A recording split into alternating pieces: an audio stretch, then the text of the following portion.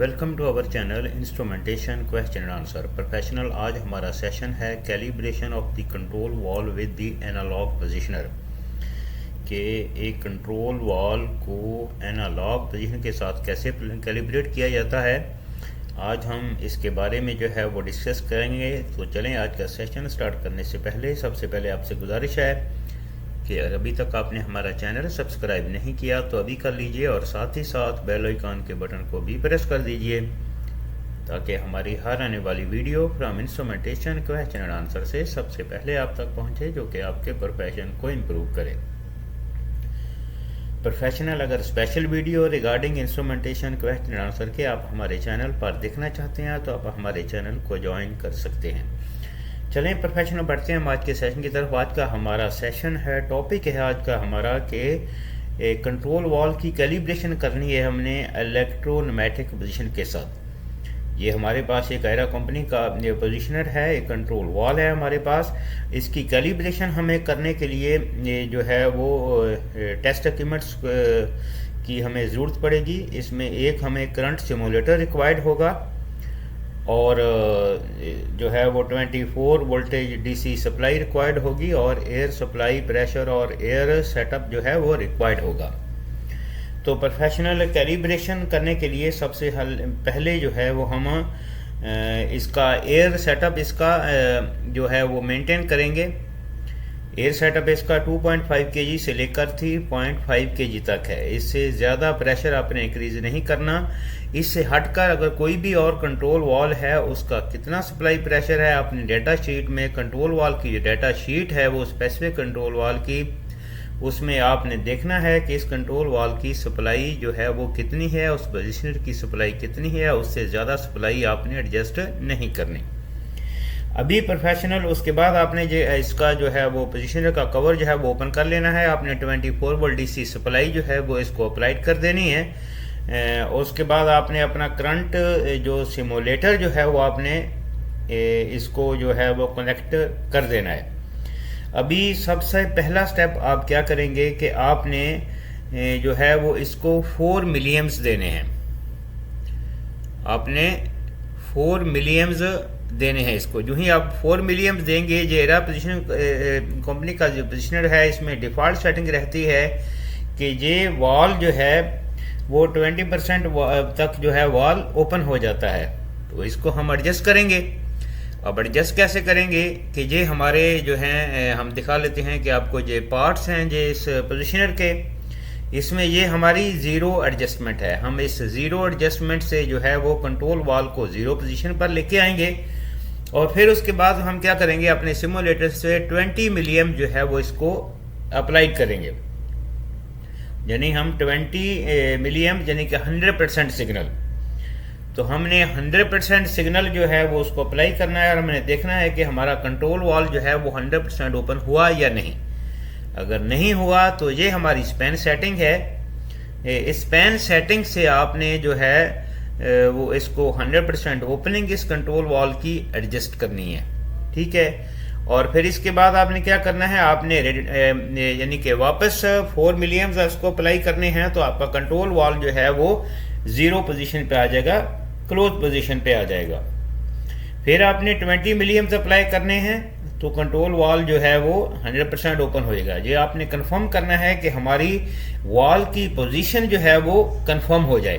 आपको पता है कि पोजीशनर हम क्यों यूज़ करते हैं, हम कंट्रोल वॉल की पोजीशन को मेंटेन करने के लिए हम पोजीशनर यूज़ करते हैं। इंटरव्यू में ये क्वेश्चन अक्सर पूछा जाता है कि वाई वो यूज़ द पोजीशनर। तो आपने यही इसका आंसर देना है कि हमने कंट्रोल वॉल की जो पोजीशन जो मेंटेन करने के लिए हम पोजीशनर को यूज़ करते हैं। अभी प्रोफेशनल आपने क्या करना है कि आपने इसको 5 मिलियम्स देने हैं। हमें अपने कंट्रोल वॉल का यानी कि ये इसको रेडी टू ओपन जो है, रेडी टू एक्शन जो है वो उसका हमने कंफर्म करना है कि 5 मिलियम्स इसने देने हैं। जब 5 मिलियम्स आप देंगे, आप देखेंगे कि कंट्रोल वॉल जो है वो थोड़ा सा इसमें मूवमेंट आएगी। तो इट्स मीन कि आपका कंट्रोल वॉल जो है वो परफेक्ट है। फिर आपने क्या करना है कि इसको 8 मिलियम्स अप्लाई करने हैं जो कि हमारा 25% है। हमारी 0 to 100% पोजीशन जो है वो ऑलरेडी कंफर्म हो चुकी है। अब हम जो है वो स्टैंडर्डाइज जो स्टेप्स हैं हमारे कैलिब्रेशन के 25%, 50%, 75%, ये हम कंफर्म करेंगे, ठीक है ना। अभी हमने 8 मिलियम जो है वो इसको अप्लाई करने हैं। 8 मिलियम जब अप्लाई करेंगे तो आप देखेंगे कि हमारा कंट्रोल वॉल जो है वो 25% ओपन हो गया है। फिर हम जो है वो 12 मिलियम्स अप्लाई करेंगे। 12 मिलियम्स में हमारे कंट्रोल वॉल को जो है वो 50% ओपन होना चाहिए। ये हमारा कंट्रोल वॉल 50% ओपन हो गया। अगर कंट्रोल वॉल 50% में यहाँ पर कुछ एरर है तो आपने क्या करना है, इसका फीडबैक लिंक से इसकी एडजस्टमेंट करनी है, ना कि आपने 0 से करनी है ना स्पैन से करनी है, आपने फीडबैक, क्योंकि 50% में हमारे जो फीडबैक जो लिंक जो रहता है हमारे पोजिशनर का, ये 90 डिग्री पे होना चाहिए, ठीक है ना। तो अभी इसमें जो है हम 16 मिलियम जो है वो इसको अप्लाई करेंगे तो हमारा कंट्रोल वॉल 75% ओपन हो जाएगा। फिर हम 20 मिलियम्स अप्लाई करेंगे तो 20 मिलियम अप्लाई करने के बाद हमारा कंट्रोल वॉल जो है वो 100% ओपन हो जाएगा। इसी तरह हमने जो है वो डाउनवर्ड में आना है, हमने 16 मिलियम्स अप्लाई करने हैं और कंट्रोल वॉल को कंफर्म करना है 75% ओपनिंग, और उसके बाद हमने जो है 12 मिलियम्स अप्लाई करने हैं और कंट्रोल वॉल की ओपनिंग 50% कंफर्म करनी है। फिर हमने 8 मिलियम्स अप्लाई करनी है और कंट्रोल वॉल की 25% ओपनिंग जो है वो कंफर्म करनी है। और फिर हमने 4 मिलियम्स अप्लाई करने हैं और कंट्रोल वॉल की क्लोज पोजीशन जो है वो कंफर्म करनी है। तो इस तरह हमारा ये कंट्रोल वॉल जो है ये कंप्लीट कैलिब्रेट हो गया। किसके साथ हुआ? इलेक्ट्रोनमैटिक पोजिशनर के साथ। यानी इलेक्ट्रोनमैटिक पोजिशनर में ये डिफरेंस होता है कि इसके अंदर ही हमारा एक पीसी कार्ड रहता है, हमारा जो है वो I2P पोजिशनर जो है वो बिल्ट इन होता है, इसके अंदर हमारा रिले मैकेनिज्म रहता है, पीसी कार्ड सिस्टम रहता है।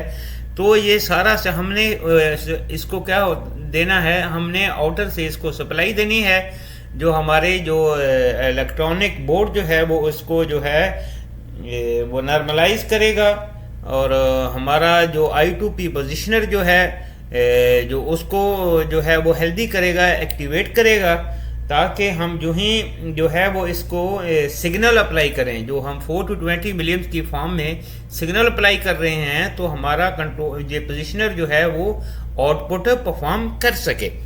तो प्रोफेशनल ये मेथड है किसी भी कंट्रोल वॉल की इलेक्ट्रोनमैटिक पोजिशनर के साथ कैलिब्रेशन। ये कंपनी का पोजिशनर है, बहुत सारी कंपनियों के पोजिशनर हैं, जैसा कि मैसोनिलन कंपनीज के पोजिशनर हैं, और भी बहुत सारे फिशर कंपनीज के हैं, और भी बहुत सारे मैन्युफैक्चरर्स हैं। तो इलेक्ट्रोनमैटिक पोजिशनर की कैलिब्रेशन का मेथड एक ही तरह का रहता है। इसमें आपको जो है वो मैकेनिकली इसमें एडजस्टमेंट करनी पड़ती है आपको 0 और स्पैन की, और आपको ऑर्डर से जो है वो इसकी सप्लाई और आप करंट जो है वो सिग्नल जो है वो आपको अप्लाई करना पड़ता है, जो कि कैलिब्रेशन से हटकर यही सिग्नल जो है और सप्लाई जो है वो हमारे CCR से इस कंट्रोल वॉल के पोजिशनर को जो है वो मिल रही होती है।